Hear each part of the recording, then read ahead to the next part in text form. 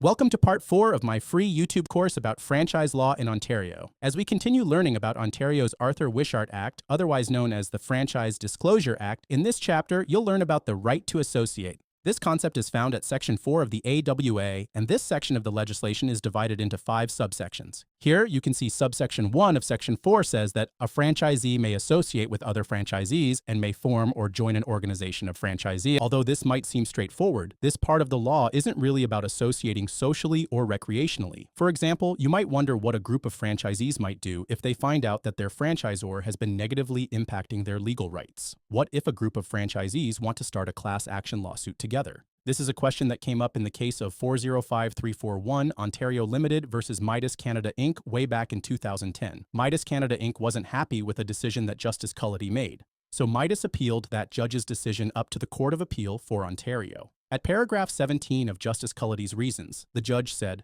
"I am of the opinion that, when read in its context in the AWA, the right of association in Section 4 does encompass the right of franchisees to participate in a class action for the purpose of enforcing their rights against the franchisor under the statute or otherwise. Section 4 is not concerned with the right to associate socially or recreationally. Its inclusion in the statute would be inexplicable if it was not intended to permit franchisees to associate for the purpose of protecting their interests and enforcing their rights through collective action."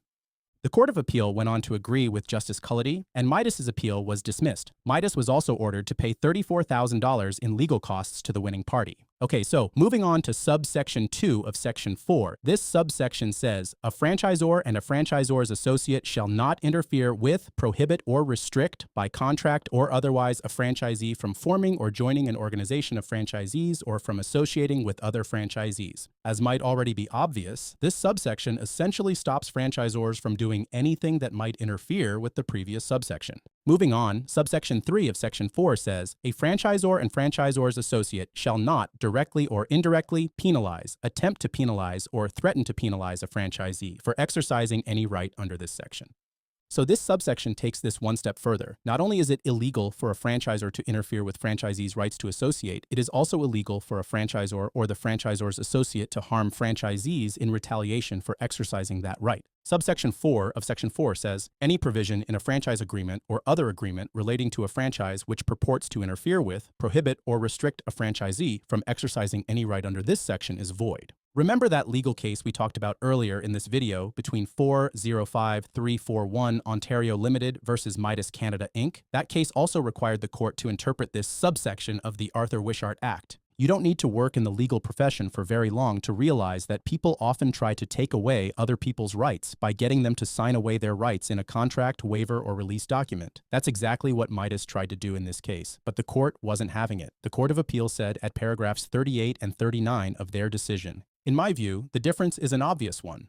The franchisee is required to release existing claims it has under the Act as a condition of extending or assigning its agreement. Unless it gives up any claims it has, its agreement cannot be extended or assigned. It is nothing like a voluntarily negotiated settlement of existing claims. It is quite simply the franchisor relying on a term of the franchise agreement, a standard form contract of adhesion, to defeat the rights its franchisees would otherwise have under the Act. To interpret the agreement in any other way is to ignore reality and emasculate the very provisions that are in place in the Act to protect franchisees from this very sort of thing." The motion judge was correct to hold that the requirement in the agreement to provide a release upon extension or assignment violated rights of association under Section 4 of the Act. I know that judges don't always write things in a way that is easy to understand, so in plain English, the court said that the fact that Midas tried to force franchisees to sign away their rights was a violation of the AWA, and that any such written agreement was void because of subsection 4 of Section 4 of the AWA. The final subsection of Section 4 is subsection 5, which says, "If a franchisor or franchisor's associate contravenes this section, the franchisee has a right of action for damages against the franchisor or franchisor's associate as the case may be."